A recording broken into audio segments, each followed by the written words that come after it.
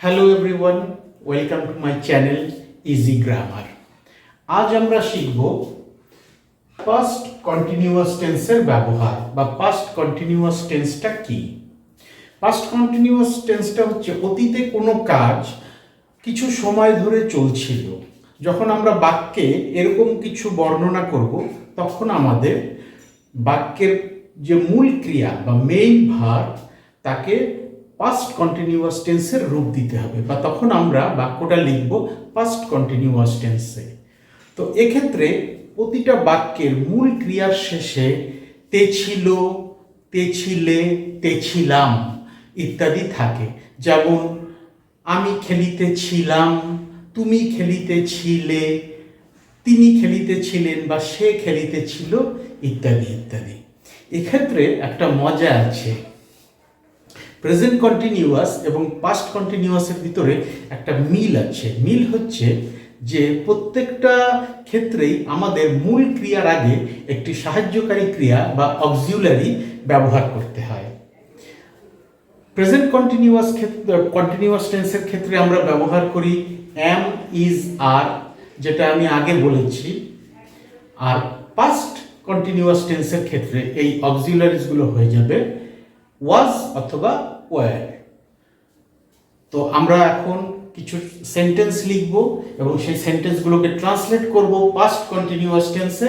ব্যাপারটা জলের মতো পরিষ্কার হয়ে যাবে। তাহলে এসো আমরা কিছু উদাহরণ দেখে নেই।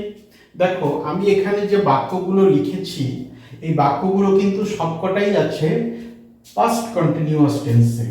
অতীতে কোনো কাজ শুরু হয়ে কিছু সময় ধরে চলছিল। মালা নাচিতেছিল, মালা নাচ শুরু করে কিছু সময় ধরে নাচছিল।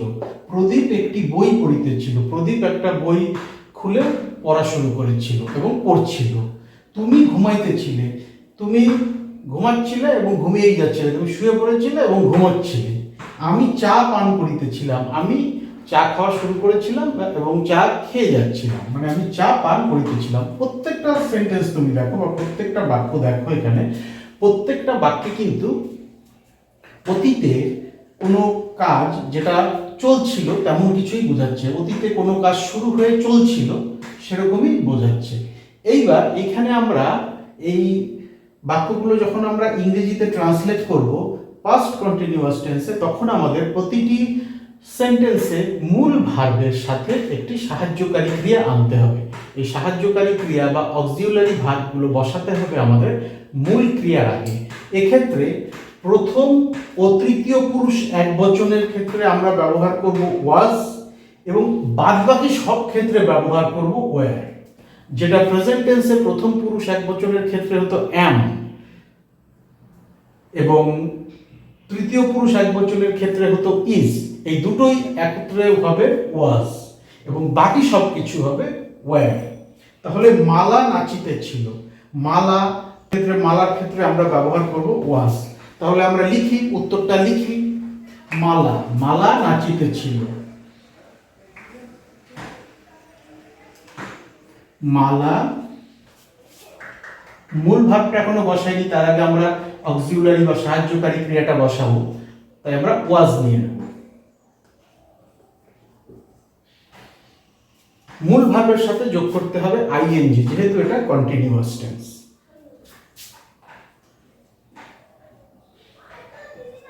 ING. Mala was dancing, Mala নাচিতেছিল।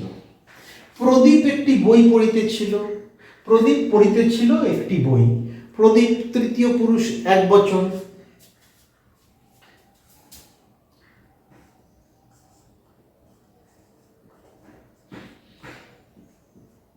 Pradip was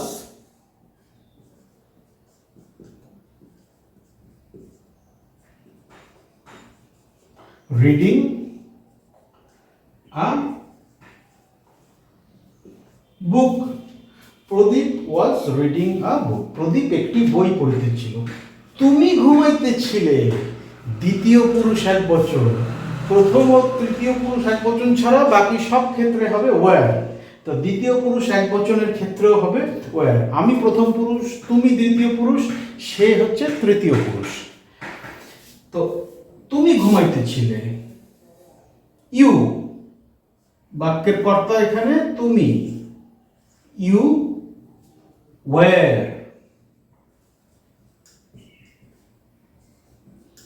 you wire, ঘুমানো ইংরেজি স্লিপ, তার সাথে আইএনজি যুক্ত হয়ে যাবে স্লিপিং।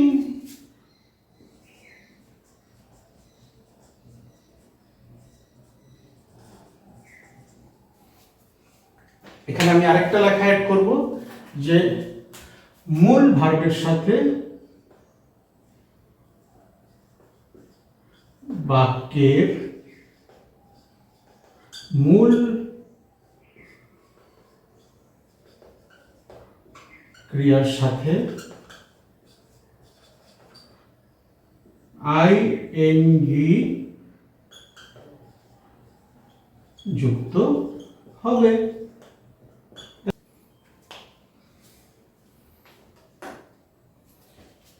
বোঝা গেল past continuous tense. Past continuous টেন্সের কিন্তু আরো অনেক উদাহরণ আছে, কারণ এগুলো সব অ্যাসার্টিভ বা বর্ণনামূলক বাক্য, যেগুলো আমি বর্ণনা করলাম কোনো কিছু। এগুলো প্রশ্নবোধক বাক্যে হতে পারে বা অন্যান্য বিভিন্ন ক্ষেত্রে হতে পারে। তো আমি সেগুলো ধীরে ধীরে, আমরা যত গভীরে যাব গ্রামারের, তত আমরা সেগুলো নিয়ে আলোচনা করব। কিন্তু প্রাথমিকভাবে বোঝার জন্য পাস্ট কন্টিনিউয়াস টেন্সটা কি তা বোঝার জন্য আমাদের এইটুকুই মোটামুটি একটা বেসিক আইডিয়া দিয়ে দেয়। তো আমরা শিখলাম যে পাস্ট কন্টিনিউয়াস টেন্সের যে বাক্যগুলো কিভাবে লিখতে হয়। এবার আমরা আরও কয়েকটা বাক্য লিখি এবং বাক্য লিখে আমরা আর এটা আমাদের কাছে আরও পরিষ্কার হবে যে এই পাস্ট কন্টিনিউয়াস টেন্সের ব্যবহার আমরা কিভাবে করব। সরি, আমি একটা সেন্টেন্স মিস করে দিয়েছিলাম। আমি চা পান করতেছিলাম, এটা ছিল নিচে, আমি ওটা মিস করে দিয়েছি, তাই ওটাকে আমি উপরে নিয়ে আসলাম। এখন আমি এটাকে ট্রান্সলেট করে দেবো, সেই সাথে বাকিগুলো ট্রান্সলেট করব। সবকটাই আছে পাস্ট কন্টিনিউয়াস টেন্সে। আমি চা পান করিতেছিলাম, আমি প্রথম পুরুষ এক বচন। প্রথম পুরুষ এক বচনের ক্ষেত্রে আসবে আই ওয়াজ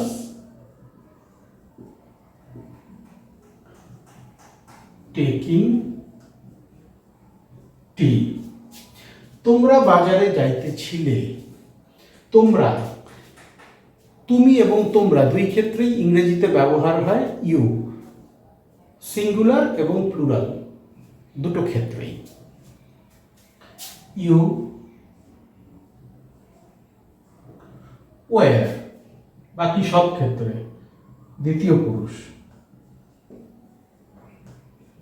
মূল ভার্ব গো, তার সাথে যোগ হয়ে গেল আইএনজি, গোয়িং। কোথায় যাইতেছিলে? বাজারে, টু মার্কেট।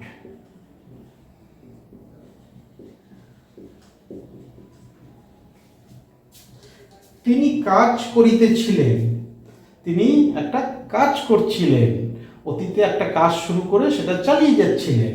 তিনি, আমি, তিনি মানে সে, তিনি মানে সে, সে বা তিনি একই। তিনি কাজ করিতেছিলেন। হি তৃতীয় পুরুষ এক বচন, হি ওয়াজ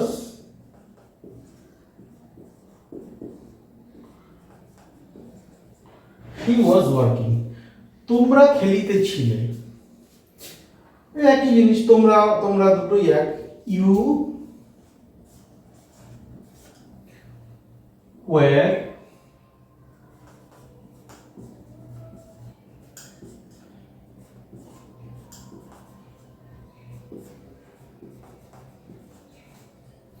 তোমরা খেলিতেছিলে।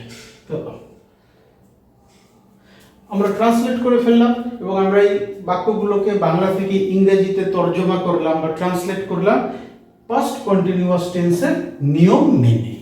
ঠিক আছে? তাহলে পাস্ট কন্টিনিউয়াস টেন্সের যে প্রাথমিক ধারণা সেটা তোমরা পেয়ে গেলে। পাস্ট কন্টিনিউয়াস টেন্সকে আরও জটিলভাবে বা প্রশ্নবোধক বাক্যে বিভিন্নভাবে লেখা যায়, কিন্তু সেটা করতে গেলে তোমাদের অনুশীলন করে যেতে হবে এবং আমি আরও গভীরে যাব, প্রত্যেকটা টেন্সের প্রত্যেকটা সেন্টেন্সের আরও গভীরে যাব, আরও বিশদভাবে ব্যাখ্যা করব ধীরে ধীরে। তো কমেন্ট বক্সে তোমরা নিজেরা সেন্টেন্স তৈরি করে লিখে পাঠাও, আমি দেখি তোমরা কীরকম বুঝতে পারছো আমার ক্লাসগুলো। আর তোমাদের যদি কোনো জিজ্ঞাসা থাকে টেন্সের ব্যাপারে, এখনো পর্যন্ত আমি প্রেজেন্ট টেন্সটা পুরো ব্যাখ্যা করেছি, পাস্ট ইনডিফিনিট ব্যাখ্যা করেছি এবং এখন আমি এখানে এক্সপ্লেন করলাম পাস্ট কন্টিনিউয়াস টেন্স। তো তোমাদের যদি এই ক্লাসগুলোর ভিতরে কোনো প্রশ্ন থেকে থাকে, কিছু যদি তোমরা জানতে চাও, কোনো যদি তোমাদের কনফিউশন থাকে, তোমরা সরাসরি আমাকে জিজ্ঞাসা করো। ডেসক্রিপশন বক্সে আমার ইমেল আইডি দেওয়া আছে, আমার ফেসবুক আইডি দেওয়া আছে, এছাড়াও কমেন্ট বক্সে তোমরা কমেন্ট করে জানাতে পারো। তাহলে পাস্ট কন্টিনিউয়াস টেন্সটা এ পর্যন্তই থাক। এরপরে আমরা আসবো পাস্ট পারফেক্ট টেন্স। আমার চ্যানেলটা দেখতে থাকো। Thank you so much for your time and attention. Have a good day.